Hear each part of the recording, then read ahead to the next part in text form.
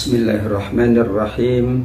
Assalamualaikum warahmatullahi wabarakatuh. Alhamdulillahi rabbil alamin.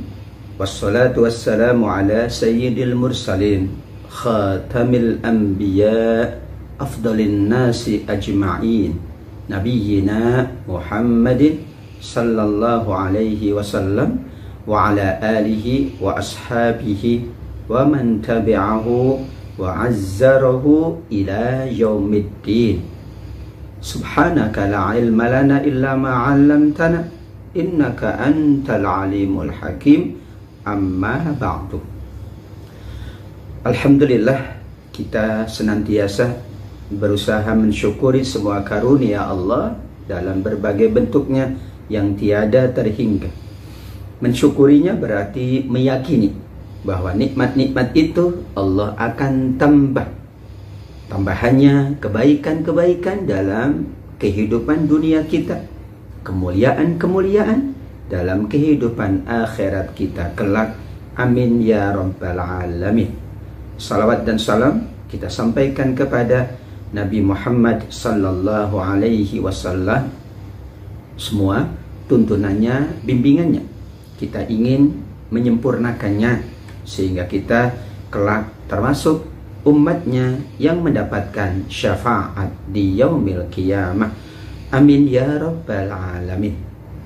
Kajian tafsir pada kali ini kita akan bahas surat Maryam, yaitu dari ayat 41 sampai dengan ayat ke-60.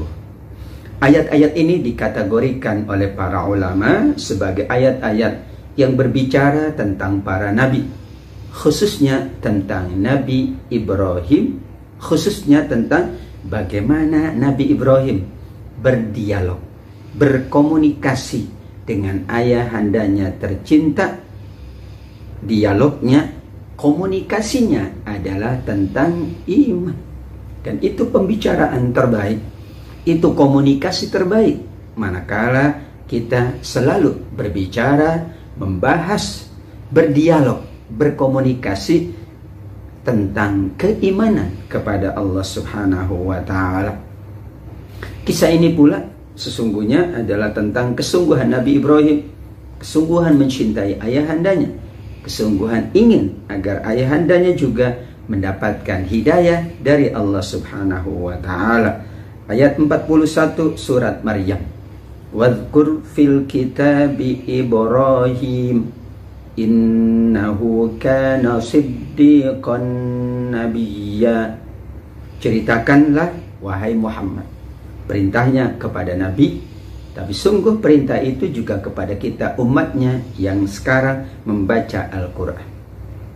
Wahai Muhammad, ceritakan kepada sahabatmu, sahabat menceritakan kepada tabi'in, tabi'in seterusnya. Kita sekarang pun menceritakan kepada keluarga kita, sahabat kita, anak-anak kita. Ceritanya apa? Kisah Nabi Ibrahim di dalam Al-Quran. Beliau dikatakan oleh Allah siddiqan nabiyya, seorang yang sangat membenarkan wahyu Allah, membenarkan semua yang Allah katakan, dan beliau adalah memang seorang nabi utusan Allah Subhanahu wa ta'ala. Inilah awal kisahnya tentang bagaimana Nabi Ibrahim nanti akan berkomunikasi, berdialog dengan ayahandanya. Awal dialog adalah ketika Nabi Ibrahim berkata kepada ayahandanya, Ya abati lima ta'budu ma la yasma'u wa la yubsiru wa la yughni anka syai'a. Wahai ayahandaku, bahasanya ya abati. Ada kata ya abi atau ya abati. Ya abati berarti wahai ayahandaku yang aku sayangi, yang aku kasihi. Seperti juga Nabi Ibrahim berkata kepada anandanya yang ia cintai, Nabi Ismail, ya bunayya, wahai anakku yang aku sayangi, yang aku kasihi. Ia berkata kepada ayahandanya dengan bahasa yang santun, dengan bahasa yang lembut, dengan menunjukkan kasih sayangnya untuk ayahandanya. Ya abati, wahai ayahandaku yang aku sayangi, mengapa engkau menyembah sesuatu yang tidak bisa mendengar, tidak bisa melihat, tidak dapat menolong sedikit pun. Syekh As-Sa'di menuturkan bahwa inilah pembuka dialog. Inilah muqaddimatut takhatub, yaitu dengan bertanya, namun pertanyaannya adalah pertanyaan dengan bahasa yang lembut. Demikian juga pertanyaan yang diajukan adalah pertanyaan yang masuk akal, yang logis. Ayahandanya menyembah berhala, maka Nabi Ibrahim bertanya, kenapa yang ayahanda sembah itu malah tidak mendengar, tidak melihat, dan tidak dapat menolong? Disitulah ayahandanya terdiam dengan pertanyaan dari anandanya. Nabi Ibrahim melanjutkan pertanyaannya, melanjutkan ajakannya untuk ayahandanya yang ia sayangi. Ya abati inni qad ja'ani minal ilmi ma lam ya'tika fattabi'ni ahdika siratan sawiyya. Wahai ayahku, wahai ayahandaku, sungguh Allah telah menganugerahkan kepadaku sebagian ilmu yang itu tidak dianugerahkan kepada selainku. Karenanya aku sampaikan ilmu yang aku dapatkan dari Allah. Ketika engkau wahai ayahandaku mengikuti aku, maka aku pun insya Allah akan menunjukkan ayahanda ke jalan yang lurus. Siratan sawiyya artinya siratam mustaqim. Siratam mustaqimah artinya adalah jalan lurus. Jalan lurus berarti adalah jalan yang diridhoi oleh Allah Subhanahu wa ta'ala. Ibadah itu jalan yang lurus, kata para ulama, karena diridhoi oleh Allah. Amal soleh itu jalan yang lurus. Semua yang diridhoi oleh Allah, yang dilakukan oleh hamba-hambanya, berarti hamba-hamba itu sedang menempuh jalan yang lurus. Untuk itu selalu kita bermohon di dalam suratul Fatihah, di dalam sholat-sholat kita, ihdinas siratal mustaqim. Ya Allah, tunjukkanlah hamba, tunjukkanlah kami selalu ke jalan yang lurus. As-sirat al-mustaqim maknanya juga as-sirat as-sawi, jalan yang lurus artinya yang diridhoi oleh Allah. Buktinya, praktisnya adalah ibadah-ibadah, amal soleh, dan akhlak yang luhur, akhlak yang mulia. Nabi Ibrahim masih melanjutkan yang ia sampaikan kepada ayahandanya, yaitu dialog yang ketiga. Ia katakan, wahai ayahandaku, janganlah engkau menyembah setan. Sungguh setan itu durhaka kepada Allah yang Maha Pengasih. Seseorang yang melakukan syirik, perbuatan syirik kepada Allah, khususnya syirik yang besar, asyirkul akbar, berarti ia telah menyembah selain Allah.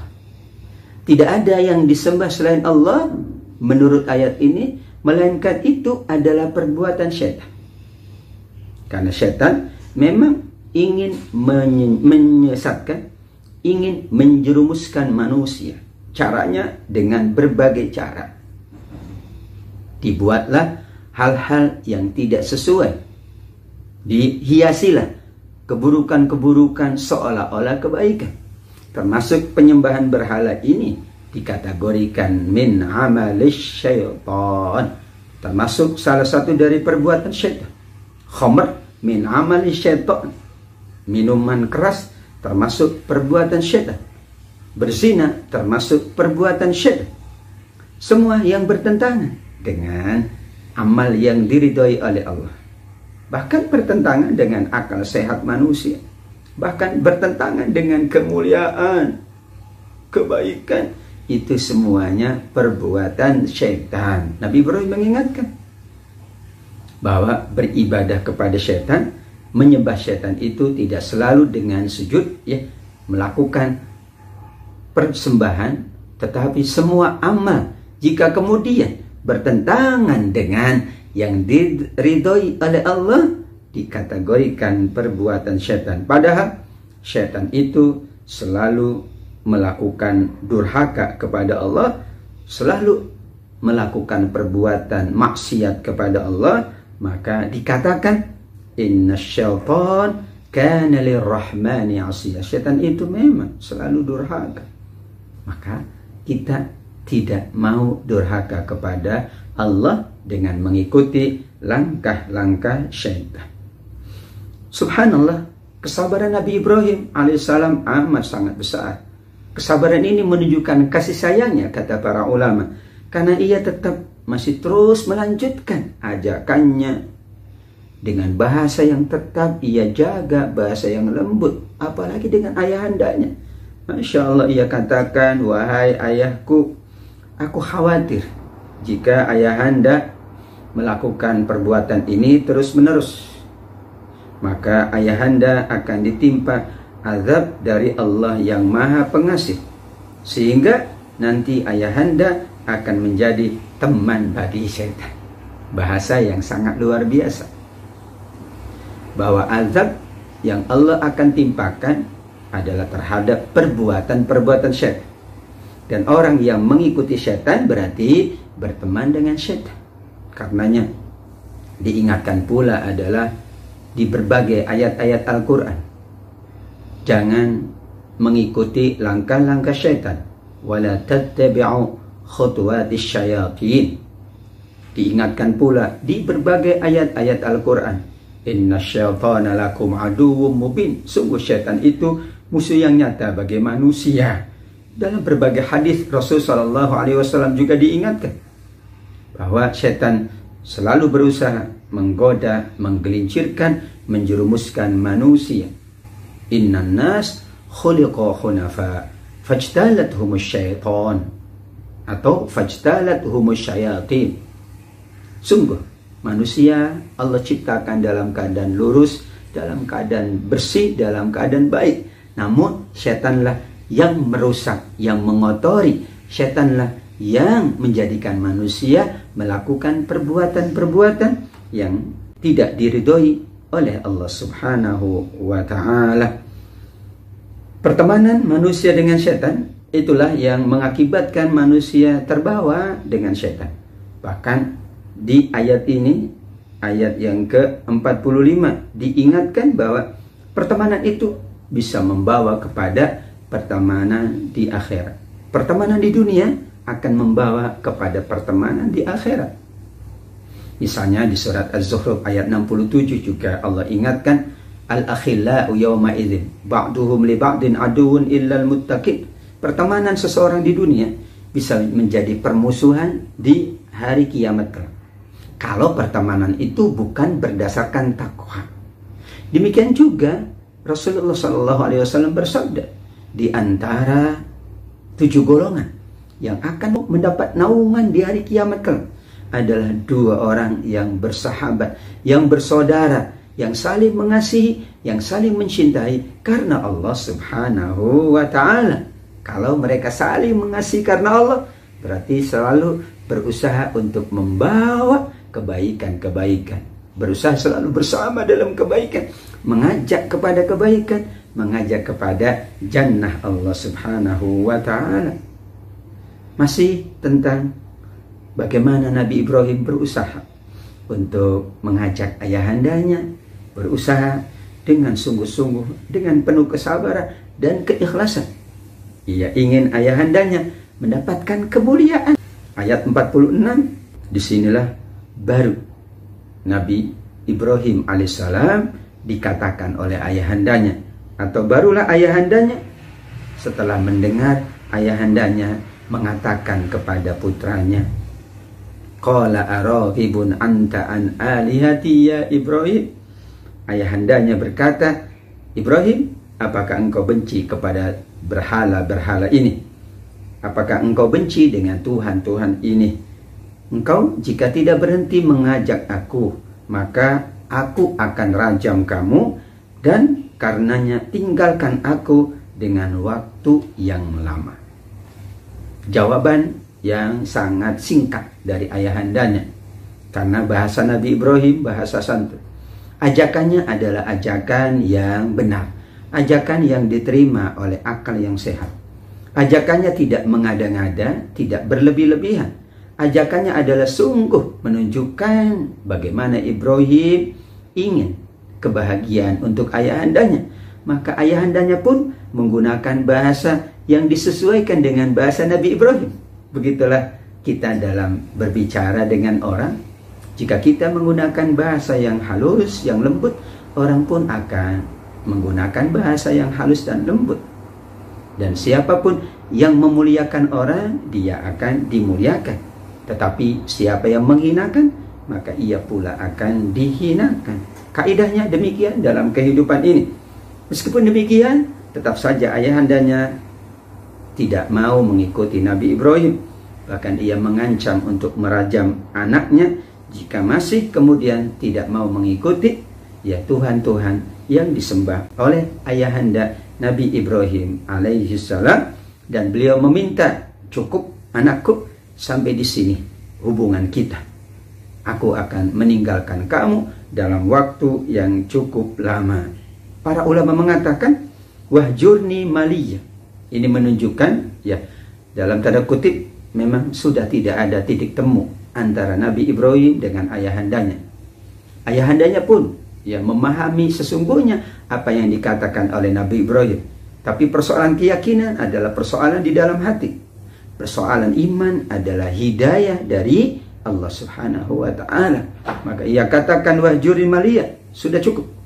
Engkau berarti tidak suka dengan Tuhan-Tuhanku. Karenanya sudah, tinggalkan aku dalam waktu yang lama. Disinilah terjadi perpisahan antara Nabi Ibrahim dengan ayahandanya. Perpisahannya adalah perpisahan karena memang keduanya tidak berada dalam keimanan yang sama. Dan begitulah cara Al-Quran memberikan kepada kita bimbingan agar kita menjaga keimanan keluarga kita, keimanan anak-anak kita. Karena itulah tanda bahwa kita betul-betul ya ayyuhalladzina amanu qu anfusakum wa ahlikum nar, bahwa kita menjalankan firman Allah di surat At-Tahrim ayat yang ke-6. Wahai orang-orang beriman, peliharalah dirimu dan keluargamu dari api neraka Allah Subhanahu wa ta'ala. Nabi Ibrahim pun kemudian dengan bahasa yang menunjukkan kemuliaannya, memuliakan pula ayahandanya, ia berkata, salamun alaik, semoga tetap keselamatan terlimpah kepadamu wahai ayahandaku.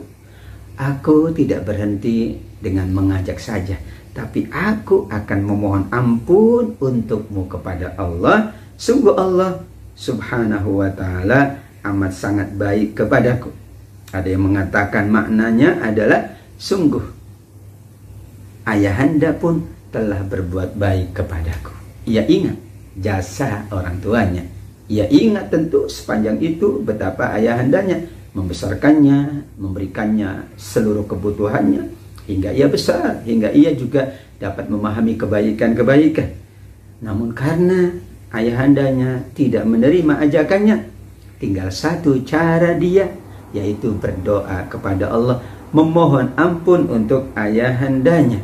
Memohon ampun merupakan ya solusi yang terbaik, merupakan juga dakwah yang terbaik, ajakan yang terbaik. Ketika sudah tidak mungkin ada kata kesepakat, titik temu, maka kita memohon kepada Allah agar Allah berkenan mengampuni kesalahan-kesalahan. Allah pula berkenan memberikan selalu petunjuk ke jalan yang diridhoi oleh Allah Subhanahu wa ta'ala. Karena ayahandanya minta, jauhkan aku dan tinggalkan aku, maka Nabi Ibrahim mengatakan, aku siap meninggalkan dan menjauhkan darimu ya ayahandaku, dan juga bukan hanya dari dirimu dan dari apa yang engkau sembah selain Allah. Imam Ibnu Katsir mengkaitkan dengan surat Al-Mumtahanah, di mana Allah mengabadikan uswah hasanah Nabi Ibrahim alaihissalam di ayat yang keempat. yaitu bagaimana ia tetap sayang, tetap bakti kepada orang tuanya, namun ia tentu meninggalkan apa yang dilakukan oleh orang tuanya manakala itu dalam rangka berbuat syirik kepada Allah Subhanahu wa taala. Qad kanat lakum uswatun hasanatun fi Ibrahim walladzina ma'ah. Itu diabadikan di surat Al-Mumtahanah ayat yang keempat, bahwa sungguh ada uswah hasanah, teladan yang sangat baik dari Nabi Ibrahim ketika ia berlepas diri dari yang disembah oleh ayahandanya dan kaumnya karena mereka telah berbuat syirik kepada Allah Subhanahu wa taala. Dan di surat yang lain juga Allah mengingatkan bagaimana hubungan anak dengan orang tua. Bakti tetap wajib dijalankan oleh anak. Berbuat baik, ihsan wajib dijalankan. Tapi jika terkait dengan masalah syirik, maka wa in jahadaka ala an tusyrika bi ma laysa laka bihi ilmun fala tuti'huma. Kalau mereka menginginkan kita berbuat syirik, maka kata Allah Subhanahu wa taala, jangan diikuti. Tapi kalau yang disampaikan kebaikan, maka wajib mengikuti semua kata orang tua kita. Bahkan di ayat 48 di sini Allah mengingatkan bahwa Nabi Ibrahim akan berdoa kepada Allah. Dan mudah-mudahan kata Nabi Ibrahim, aku tidak termasuk yang kecewa dengan doa kepada Allah Subhanahu wa taala. Kata Syaqiyah menunjukkan bahwa Nabi Ibrahim sangat yakin doanya pasti dikabulkan oleh Allah. Dan begitulah keyakinan para nabi, doa-doanya dikabulkan oleh Allah. Karena kita juga dituntun oleh Nabi Muhammad SAW dalam berdoa, ud'u Allah wa antum muqinuna bil ijabah. Kalian berdoa kepada Allah dan yakin bahwa kalian dikabulkan doa-doa kalian. Keyakinan merupakan adab. Keyakinan merupakan syarat bahwa doa kita dikabulkan oleh Allah. Namun di sini doa Nabi Ibrahim tidak dikabulkan oleh Allah. Kenapa? Karena doanya adalah ayahandanya tidak mendapatkan hidayah dari Allah dan ayahandanya tetap dalam keadaan musyrik hingga ia bertemu dengan Allah Subhanahu wa taala. Selesai dari dialog antara Nabi Ibrahim dengan ayahandanya yang berakhir perpisahan, yang berakhir keduanya kemudian berpisah, masing-masing menjalankan kehidupan sesuai dengan yang diyakininya. Ayat 49, ketika Nabi Ibrahim sudah menjauhkan dari mereka, yaitu kaumnya, dari ayahandanya dan seluruh masyarakatnya, serta dari apa yang disembah selain Allah, maka Nabi Ibrahim tentu merasa berat karena jauh dari orang tua, jauh pula dari keluarganya, kerabatnya, dan masyarakatnya. Maka disitulah kabar gembira Allah kepada Nabi Ibrahim alaihissalam. Allah anugerahkan dua nabi. Yang pertama Nabi Ishak alaihissalam dan kemudian Nabi Yakub, dan yang membahagiakan wa kullan ja'alna nabiyya, kedua-duanya juga dijadikan nabi oleh Allah Subhanahu wa taala. Kata para ulama, Allah menganugerahkan kepada Nabi Ibrahim dua putra yang dua-duanya soleh, bahkan Nabi Ishak dan Yakub. Ini tidak menafikan di ayat yang lain bahwa Allah lebih awal menganugerahkan kepadanya Nabi Ismail alaihissalam. Berarti tiga putra Allah anugerahkan kepada Nabi Ibrahim sebagai anugerah yang tiada terhingga. Para ulama tafsir memahami ketika Nabi Ibrahim alaihissalam harus berpisah dengan ayahanda yang ia cintai, maka Allah ganti dengan sekian banyak keluarga yang juga mulia, yaitu putra-putranya yang seluruhnya ada nabi. Tentu ini kemuliaan bagi Nabi Ibrahim alaihi salam, dan mereka ini adalah merupakan anugerah dari rahmat Allah. Wa wahabna lahum mir rahmatina. Anugerah terbesar namanya rahmat, dan anugerah dari rahmat terbesar adalah anak-anak keluarga yang soleh dan solihah. Betul, ada anugerah rahmat Allah bernama harta, bernama materi, bernama kenikmatan. Tapi tentu jika dibandingkan dengan anugerah keluarga, anugerah anak, anugerah keturunan, anugerah sahabat yang soleh dan soleha, yang tertinggi nilainya adalah anugerah manusia-manusia dekat dengan kita. Dan yang dekat dengan kita adalah manusia-manusia mulia, manusia-manusia soleh dan soleha, khususnya anak-anak kita, keluarga kita yang Allah janjikan surga Aden di surat Ar-Ra'd 23 dan di surat Ghafir ayat yang ke-8.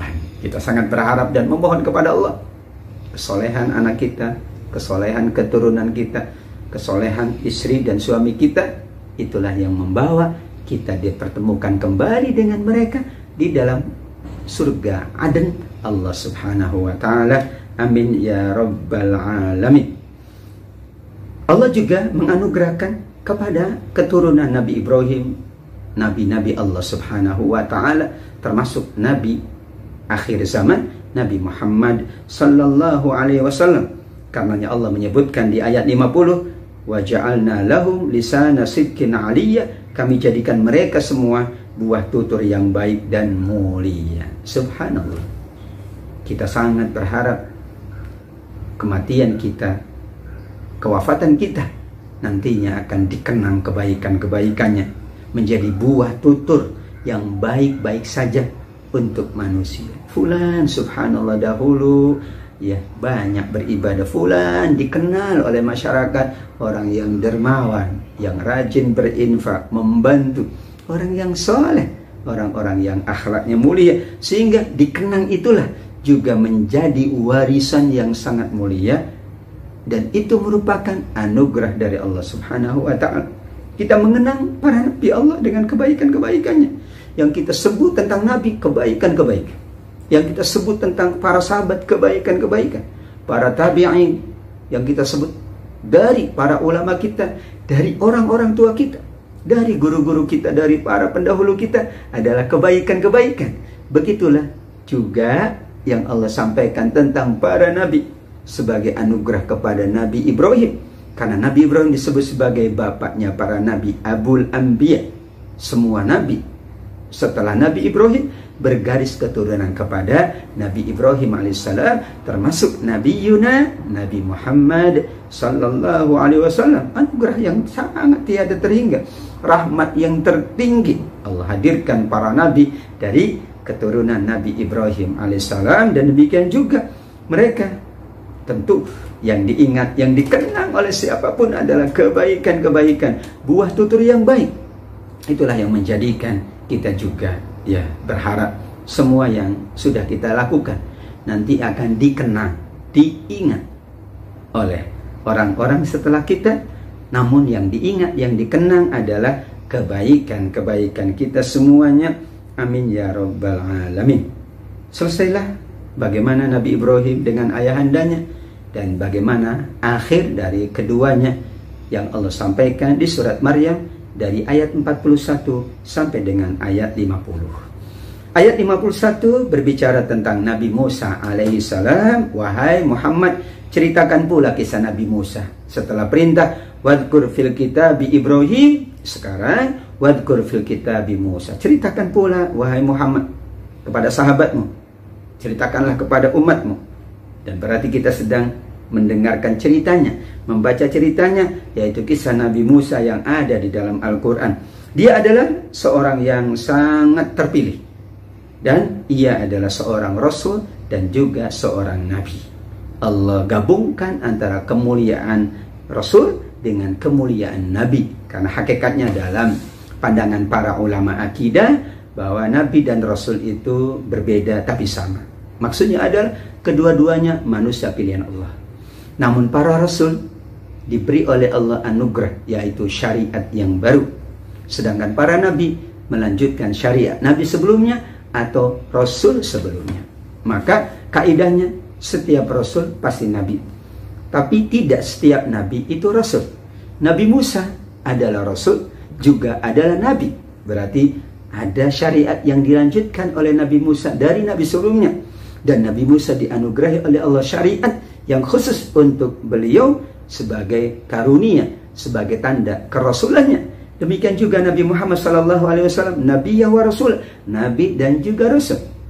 Nabi Adam adalah Nabi, tapi bukan Rasul. Ya, karena beliau Nabi pertama, tidak melanjutkan ya syariat dari Nabi-Nabi sebelumnya. Kaidah itu berlaku karena disitulah Allah menyampaikan di ayat 51, Nabi Musa adalah juga seorang Rasul dan seorang Nabi Allah Subhanahu wa Ta'ala. Dan inilah kemuliaan Nabi Musa. Allah khusus panggil dari sebelah kanan gunung Tursina atau gunung Sinai. Ya, kami dekatkan dia untuk bercakap-cakap. Di ayat yang lain disebutkan wa kallamallahu Musa taklima.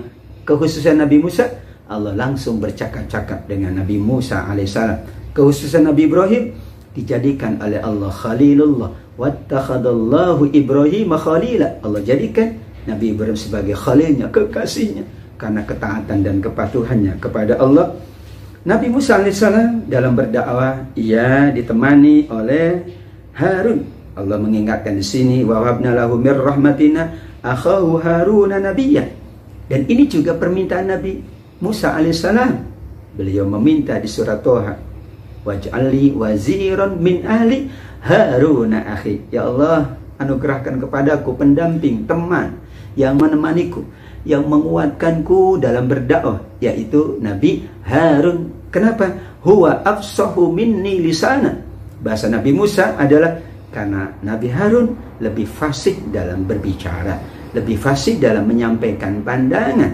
Padahal Nabi Musa sangat berharap ada Nabi pula yang menemaninya, yang menguatkannya dengan bahasa-bahasa, dengan lisan yang lebih fasih, sehingga mudah dipahami oleh orang banyak. Dan begitulah saudaranya adalah Harun, dan beliau juga seorang Nabi Allah Subhanahu wa Ta'ala. Allah kuatkan dengan Nabi Harun agar Nabi Musa alaihissalam dapat menjalankan dakwanya dengan sebaik-baiknya. Kemudian setelah itu Allah berbicara pula, menyampaikan pula kepada Nabi Muhammad agar kisah Nabi Ismail itu juga diceritakan kepada kita. Kenapa? Karena banyak hikmahnya, karena banyak pelajaran darinya. Wadkur fi kitabi Ismail, setelah wadkur fi kitabi Ibrahim, wadkur fil kitabi Musa, ketiga wadkur fil kitabi Ismail. Ceritakan wahai Muhammad kisah Nabi Ismail di dalam Al-Quran. Ia adalah shadiqal wa'di. Ia seorang yang selalu benar dengan janjinya, memenuhi janjinya, dan dia juga seorang Rasul dan seorang Nabi Allah Subhanahu wa Ta'ala. Benar Nabi Ismail selain Nabi juga Rasul Sallallahu Alaihi Wasallam. Dan ada kekhususan dari Nabi Ismail yang disampaikan di surat Maryam ayat 55. Dia selalu menyuruh keluarganya untuk menunaikan sholat, menunaikan zakat. Dan dia adalah seorang yang diridhoi oleh Allah Subhanahu wa Ta'ala. Allah perintahkan pula di surat Toha, wa'mur ahlaka bis-sholati wastabir 'alaiha. Perintahkan keluargamu untuk menunaikan sholat. Dan karena sholat ini berat, bersabarlah ketika menunaikannya. Atau karena ya kita memerintah anak untuk sholat itu membutuhkan kesabaran, maka Allah perintahkan bersabar dalam mendidik, dalam menyuruh, dalam mengajak, dalam memerintah anak-anakmu untuk menunaikan sholat. Kisah Nabi Ismail alaihissalam Allah abadikan di dalam Al-Quran. Salah satu yang menonjol, salah satu yang Allah jadikan pelajaran, sholat dan zakat. Itulah perintah yang senantiasa beliau sampaikan kepada keluarganya. Dan sholat serta zakat merupakan ibadah yang utama. Sholat ibadah fisik kita, zakat ibadah harta kita. Keduanya adalah kewajiban kita kepada Allah Subhanahu wa Ta'ala. Kemudian Allah melanjutkan agar Nabi Muhammad menceritakan kisah Nabi Idris alaihissalam. Dia adalah seorang yang suka dengan kebenaran, mencintai kebenaran, dan dia adalah seorang Nabi Allah Subhanahu wa Ta'ala. Kami mengangkatnya di kedudukan yang tinggi. Wa rafa'nahu makanan 'aliyya. Seluruh nabi-nabi tadi adalah bagian dari nabi-nabi Allah, sebagian dari nabi-nabi Allah yang jumlahnya hanya Allah yang maha mengetahui. Namun disinilah Kesimpulan dari kisah para nabi adalah di ayat 58. Mereka semuanya adalah orang-orang yang telah diberi nikmat. Yaitu siapa yang telah diberi nikmat? Yang paling tinggi adalah para nabi, yaitu dari keturunan Nabi Adam. Kemudian juga mereka yang dibawa oleh Nabi Nuh di atas bahteranya. Kemudian dari keturunan Nabi Ibrahim, Nabi Israel, yaitu Nabi Yakub. Dan kemudian dari siapapun yang kami berikan petunjuk dan kami pilih. Allah menyampaikan di ayat 58 sebagai catatan terakhir tentang kisah para nabi-nabi Allah. Semuanya Allah tinggikan derajatnya, semuanya Allah muliakan. Dari mulai Nabi Adam, berikutnya kemudian nabi-nabi yang lain, Nabi Nuh, kemudian Nabi Ibrahim, kemudian Nabi Yakub. Semuanya adalah orang-orang terpilih dan orang-orang yang membawa petunjuk Allah kepada seluruh manusia. Apabila dibacakan ayat-ayat Allah yang Maha Pengasih, maka mereka tunduk, sujud, dan menangis. Ciri orang-orang mulia, orang-orang soleh, orang-orang yang mengimani Allah dan ayat-ayatnya. Apabila dibacakan ayat-ayat Allah, ayat-ayat kemuliaan, ayat-ayat kebaikan dari Allah yang Maha Pengasih, mereka langsung saja sujud dan menangis. Inilah ayatus sajdah, ayat yang disebut oleh para ulama dengan ayat yang apabila kita baca atau mendengarnya kita disunahkan untuk sujud. Sujudnya namanya sujud tilawah, yaitu sujud karena membaca atau mendengarkan bacaan yang disebut dengan ayatus sajdah.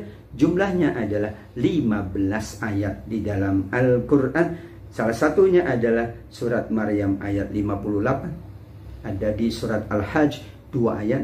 Ini khusus surat Al-Hajj. Ada 2 ayat sajdah. Di surat Al-Alaq juga ada ayat sajdah.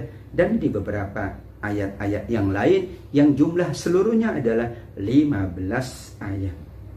Begitulah Allah Subhanahu wa ta'ala memuliakan para nabi, memuliakan orang-orang solihin, orang-orang solihat. Salah satu tanda kemuliaannya, mereka selalu sujud kepada Allah, selalu patuh kepada Allah, selalu mengharap ridha Allah Subhanahu wa ta'ala. Namun begitulah kehidupan ini, begitulah sunnatullah dalam kehidupan.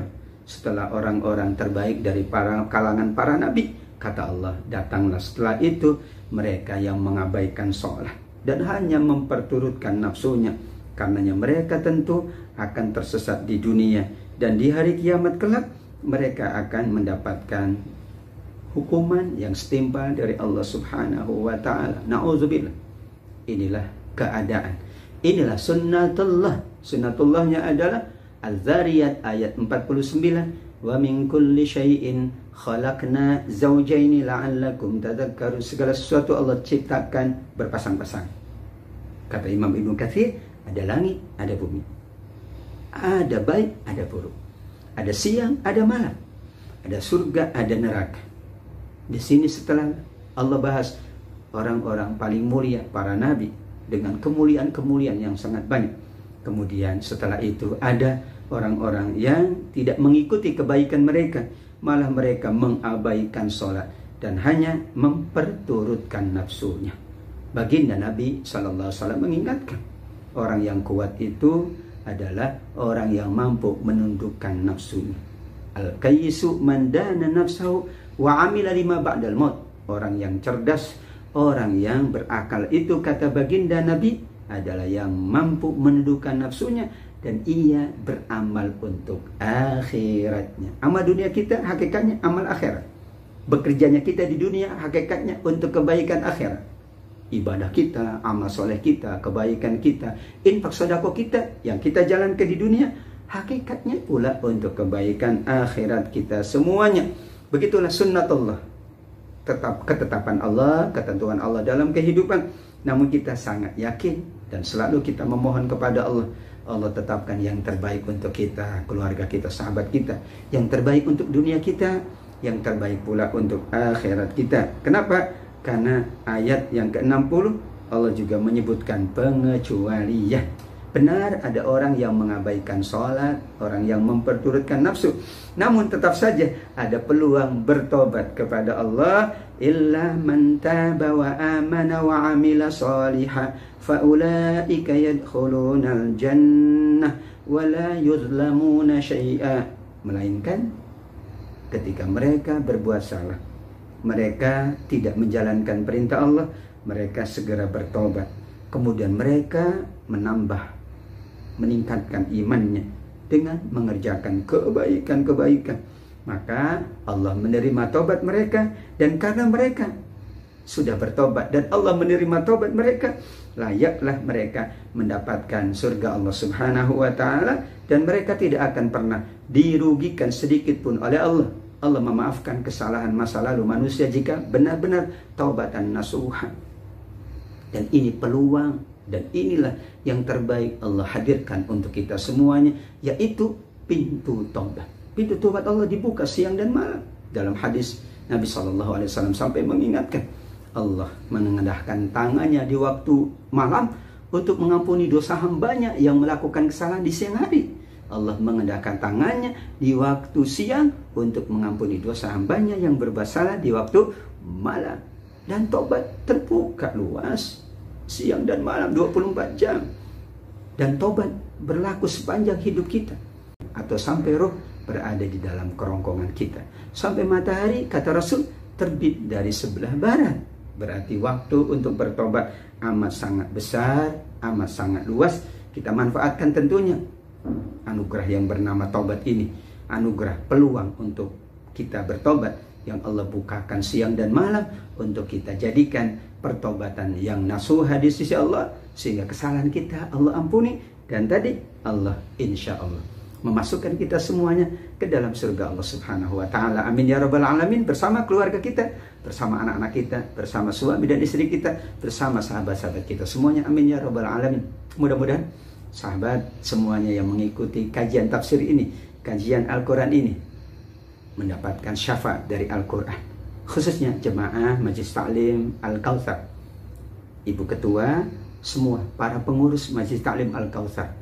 Mudah-mudahan selalu mendapatkan perlindungan Allah, keberkahan dari Allah, dan insya Allah selalu mampu untuk melakukan kebaikan-kebaikan, dimudahkan oleh Allah urusannya, disehatkan lahir dan batinnya, dan kelak kita akan bertemu di dalam surga Allah Subhanahu wa ta'ala. Amin ya rabbal alamin. Sadaqallahul azim.